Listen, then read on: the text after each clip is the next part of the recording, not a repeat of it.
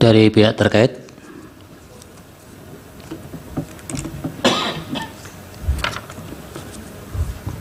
Ya, terima kasih Majelis.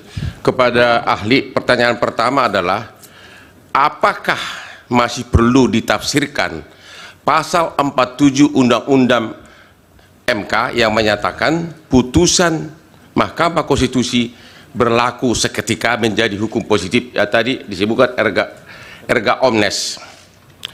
Hal ini saya tanyakan terkait dengan pencalonan Gibran. Di putusan nomor 90 sudah jelas disebutkan syarat kepala daerah. Kemudian itu sudah dites lagi dalam putusan nomor 145. Putusan 145 Mahkamah Konstitusi menyatakan itu sudah hukum positif. Pertanyaan terkait di sini, kalau sudah jadi hukum positif berarti sudah berlaku.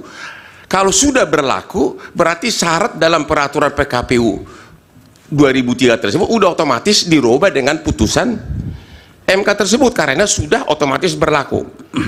Hal ini saya tanyakan juga kepada ahli.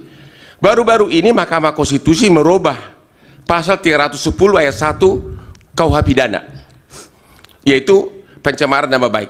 Kalau kita laporkan ke polisi sekarang pencemaran nama baik 310 ayat 1 sudah ditolak. Apakah Anda pernah melihat KUH pidana dibawa ke DPR untuk dirubah sesuai dengan putusan MK tersebut? Dan otomatis berlaku perubahan tersebut. Pertanyaan Bapak apa? Ya, pertanyaan saya itu sudah ada contoh nyata dalam praktek bahwa pasal 47 itu sudah diterapkan. Ya, jadi Bapak tidak bertanya. Pertanyaannya, apakah masih perlu ditafsirkan pasal 47 tersebut? Yang kedua, mengenai pengertian, pertanyaan kedua adalah mengenai bansos. Dalam putusan nomor 01 disebutkan dari MK, yaitu tahun 2019, penalaran yang wajar saja tidak cukup alasan sebagai bukti money politik dalam pemilu. Apakah Anda setuju dengan pertimbangan majelis hakim tersebut? Terima kasih. Baik, dari Bawaslu cukup? Masih ada yang mulia? Oh, silakan. Satu pertanyaan, Prof. Ya.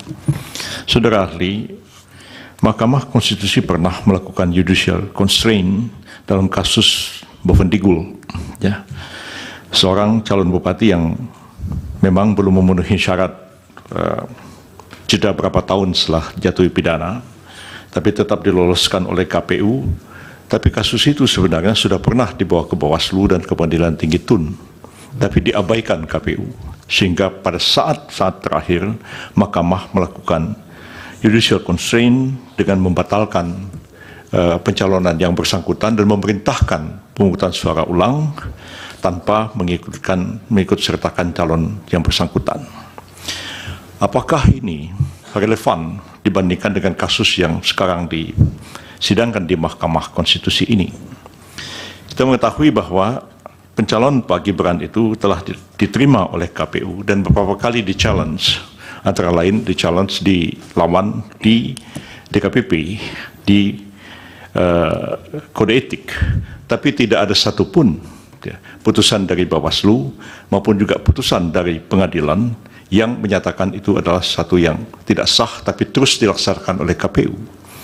Kalau dua hal ini diperbandingkan, menurut saudara, tanpa adanya satu putusan dari pengadilan atau putusan dari Bawaslu yang dilampaui oleh KPU, apakah cukup alasan Mahkamah Konstitusi itu untuk mendiskualifikasi pasangan calon yang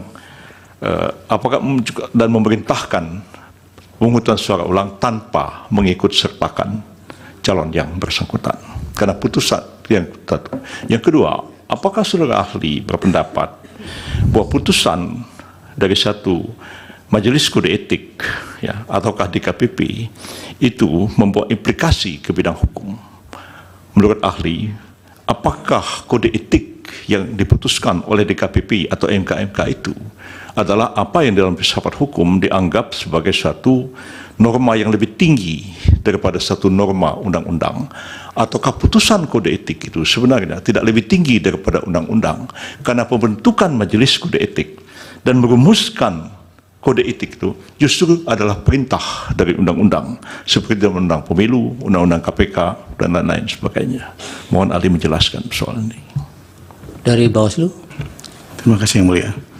Untuk saudara ahli, mengikuti alur pikir saudara ahli, Ada kasus yang mungkin pada saat pendaftaran terjadi perubahan terhadap syarat. Kasus pendaftaran calon anggota legislatif DPD Usman Sabta Odang. Putusan Mahkamah Konstitusi pada saat itu mengubah itu, kemudian PKPU-nya juga dibatalkan dalam Mahkamah Agung, sehingga tidak ada kemudian PKPU yang melandasi hal tersebut. Nah, jadi tafsir Mahkamah Konstitusi langsung ditafsirkan dalam keputusan KPU. Dengan kasus perbandingan kasus dengan kasus tanpa perubahan peraturan maksudnya Pak. Iya, tanpa peraturan, demikian Ya, yang mulia. sudah cukup. Apakah bisa dibandingkan dengan itu? Terima kasih yang mulia. Dari hakim cukup. Silakan Pak Charles, singkat-singkat. Mohon izin agak panjang yang mulia, karena banyak. Nanti saya potong kalau sudah waktunya. Oh ya, siap. Baik. Pertanyaan pertama tadi tentang nepotisme. Jadi hadirin yang berbahagia, pembentuk undang-undang menyadari betul, bahkan Mahkamah di putusan 2008 itu menyadari betul, pihak-pihak yang potensial melakukan pelanggaran TSM itu dirumuskan secara jelas ya di dalam undang-undang pilkada, undang-undang pemilu, ada unsur terstruktur. Siapa itu struktur? Aparat pemerintah dan penyelenggara pemilu.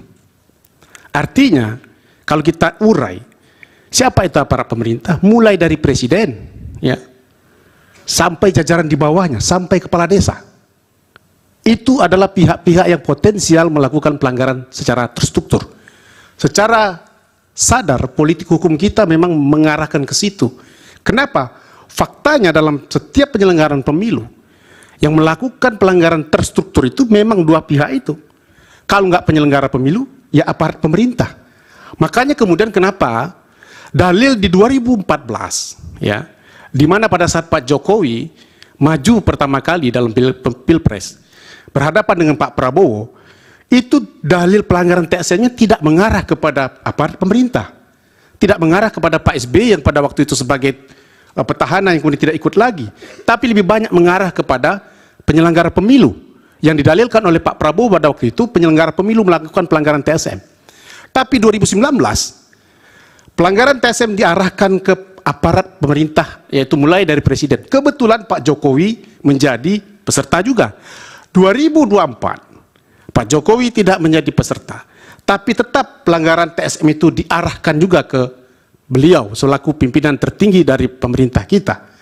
Dan ini sudah menjadi patsunnya dan sudah menjadi praktik juga dan sudah menjadi fakta di dalam perkara-perkara yang pernah diputus oleh mahkamah, baik di level pilkada maupun di level pilpres.